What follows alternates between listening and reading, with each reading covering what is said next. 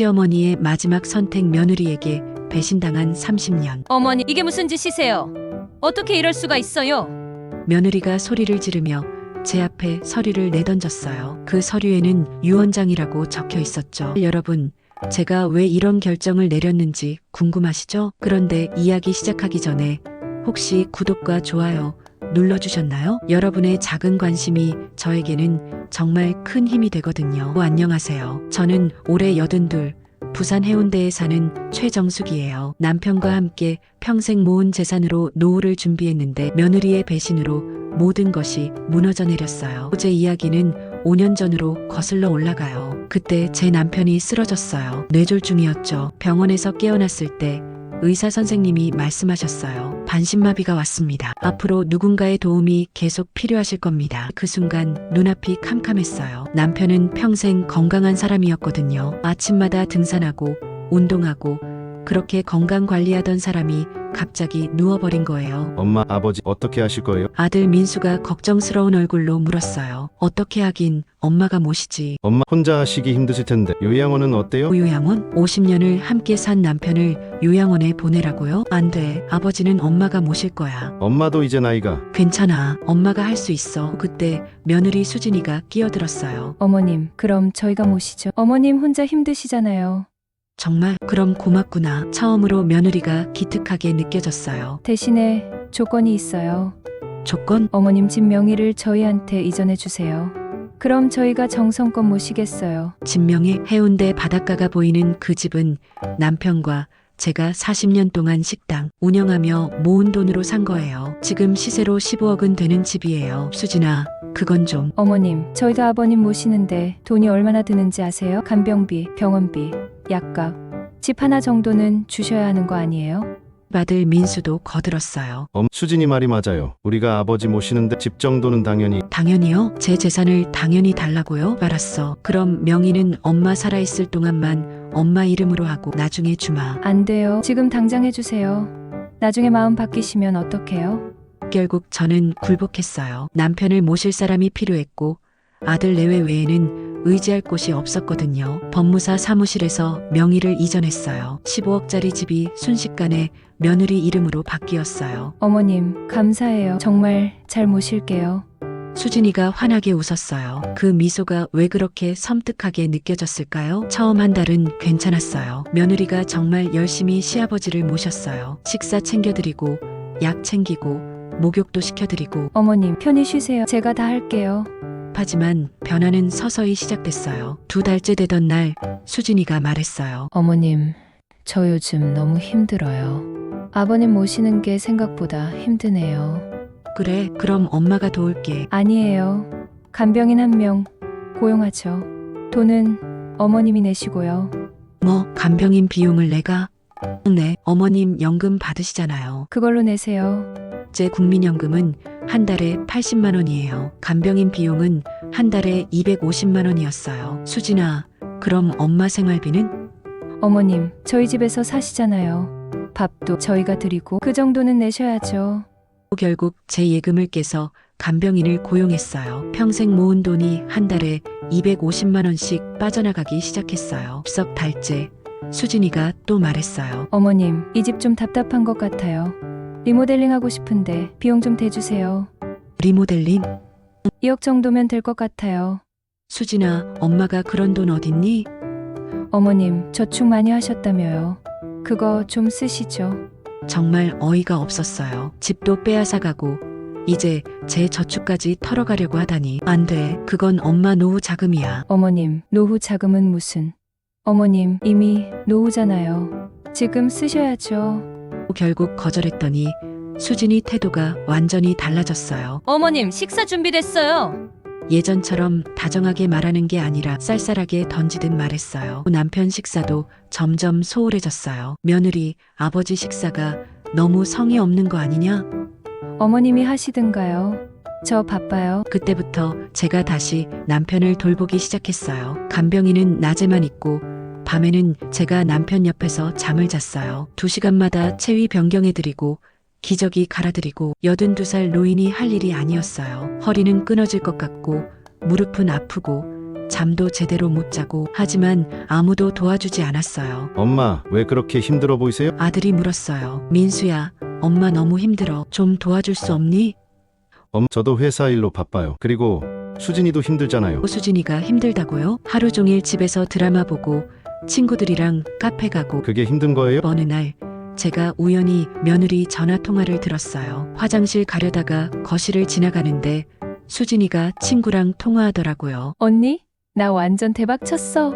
해운대 15억짜리 집 공짜로 받았어. 진짜? 어떡해? 시어머니한테 꼬셔서 시아버지 모신다고 하니까 명이 넘기더라. 근데 진짜 모시는 거야? 에이, 무슨 소리? 간병인 시키고 어쩔 수 없을 때만 내가 하는 척하지.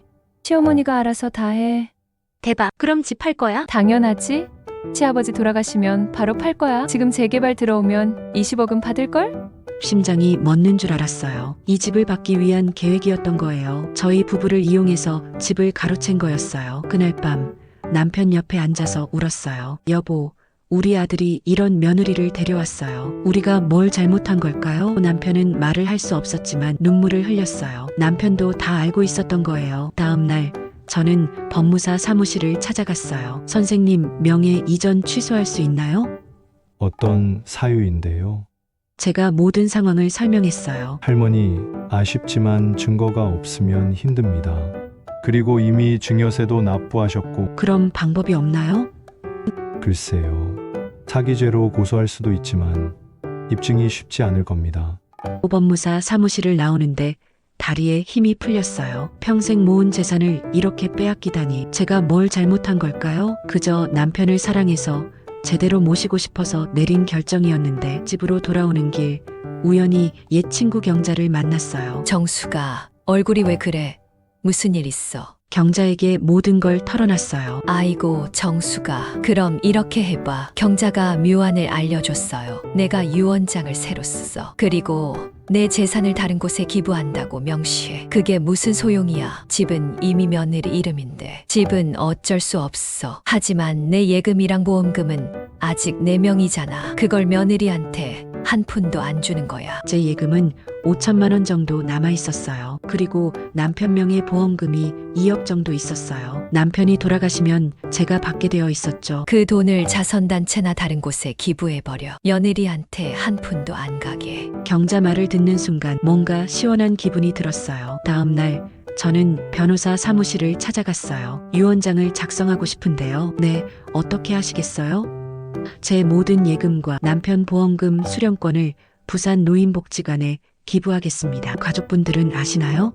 아니요. 그리고 알 필요도 없어요. 제 재산이니까 제가 마음대로 할 거예요. 유언장을 작성하고 공증까지 받았어요. 집으로 돌아오니 며느리가 기다리고 있었어요. 어머님, 어디 다녀오세요?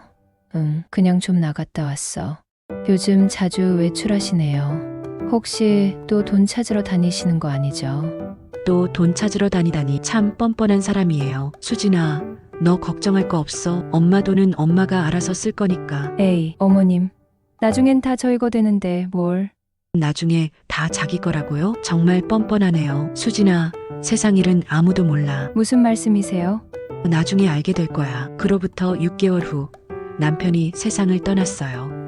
50년을 함께 산 남편을 보내는 길 가슴이 찢어지는 것 같았어요. 여보, 미안해요. 당신 평생 모은 재산 지키지 못해서. 장례식장에서 며느리가 한 말이 기가 막혔어요. 어머님, 아버님 보험금 얼마나 나와요? 남편 빈소 앞에서 보험금 타령이에요. 2억 정도 될 거야. 와, 2억이요? 그럼 그걸로 제주도 땅 하나 살까요? 수진아, 그 돈 내가 못 받아. 네. 무슨 소리예요? 그 돈 다 기부하기로 했어. 뭐라고요? 며느리 얼굴이 새하얗게 변했어요. 어머님, 그게 무슨 소리예요? 내 말 그대로야. 보험금 수령권을 노인복지관에 넘겼어. 이미 공증도 받았고. 안 돼요. 그건 저희 돈이에요. 너희 돈? 남편 명의 보험금인데 왜 너희 돈이야? 어머님도 나중엔 돌아가시면 저희한테 오잖아요. 그래서 내가 살아있을 때 처리한 거야. 내 맘대로. 며느리가 비명을 지르기 시작했어요. 어머님, 어떻게 이럴 수가 있어요? 저희가 아버님 모신 게 얼마인데. 모셨다고? 너 아버지 한 번이라도 제대로 돌본 적 있어? 저는 넌 간병인 시키고 나한테 다 맡겼잖아. 그리고 집 받으려고 우리 이용한 것도 다 알아. 내 친구랑 통화하는 거 다 들었어. 며느리 얼굴에서 핏기가 싹 가셨어요. 그건. 이제 와서 변명하지 마. 넌 처음부터 우리 재산만 노렸어. 집도 가져갔으니 그걸로 만족해. 어머님, 그래도 그렇지. 2억을 기부하다니. 왜 내 돈 내 맘대로 못 써? 그건 하지만은 무슨, 너한테 한 푼도 안 줄 거야. 평생 후회하면서 살아. 그 아들 민수도 달려왔어요. 엄마, 이게 무슨 짓이에요? 무슨 짓은 무슨, 엄마 돈 엄마가 기부하는데 무슨 상관이야? 그건 나중에. 너한테 줄 거라고. 너희 집도 받았잖아. 그걸로 만족 못해? 집은 수진이 명의잖아요. 그럼 수진이한테 달라고 해. 엄마는 더 이상 너희한테 줄 거 없어. 제발요. 싫어. 이미 공증 다 받았어. 법적으로 아무 문제 없어. 너희가 어떻게 할 수 없어. 며느리가 무릎을 꿇더라고요. 어머님, 제발요. 제가 잘못했어요. 다시 생각해 주세요. 이제 와서 빌어봤자 소용없어. 너희 진심 다 봤어. 이제 와서 연기하지 마. 어머님. 그만해. 장례식장에서 돈 타령하는 걸 남편이 보면 얼마나 슬퍼하겠니. 제발 좀 조용히 해. 남편 장례를 치르고 보험금 2억은 약속대로 노인복지관에 기부했어요. 복지관 관장님이 감사하다며 눈물을 흘리더라고요. 할머님, 이 돈으로 어르신들 식사 지원 사업하겠습니다. 정말 감사합니다.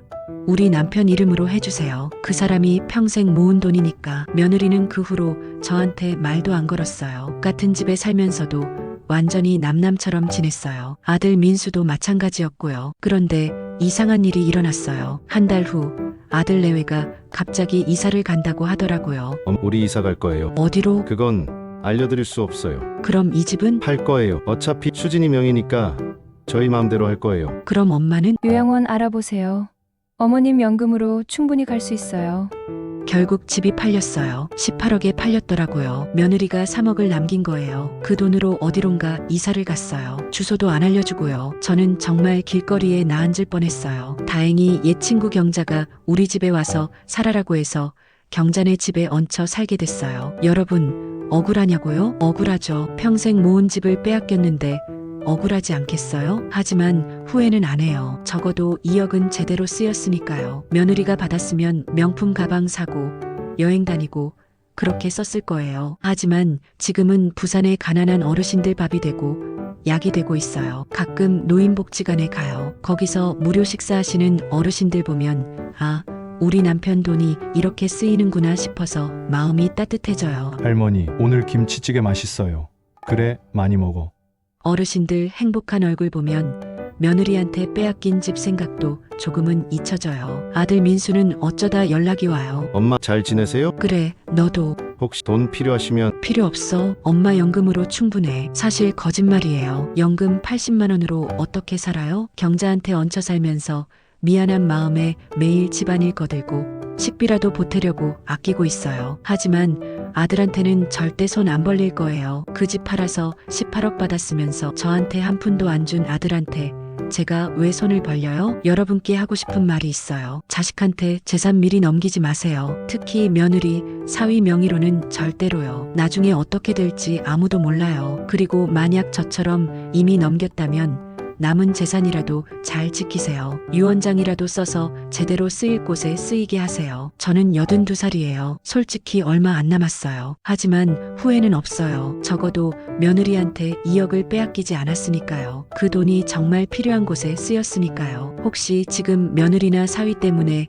고민하시는 분 계신가요? 댓글로 이야기 나눠요. 우리 서로 위로하고 응원해요. 그리고 구독과 좋아요도 잊지 마세요. 재산을 지키는 것도 중요하지만 더 중요한 건 제대로 쓰는 거예요. 욕심 많은 자식들한테 빼앗기느니 정말 필요한 곳에 기부하세요. 오늘도 제 이야기 들어주셔서 고맙습니다. 여러분 모두 자식 때문에 고생하지 마시고 행복하게 사세요. 그럼 다음 이야기에서 또 만나요. 안녕히 계세요.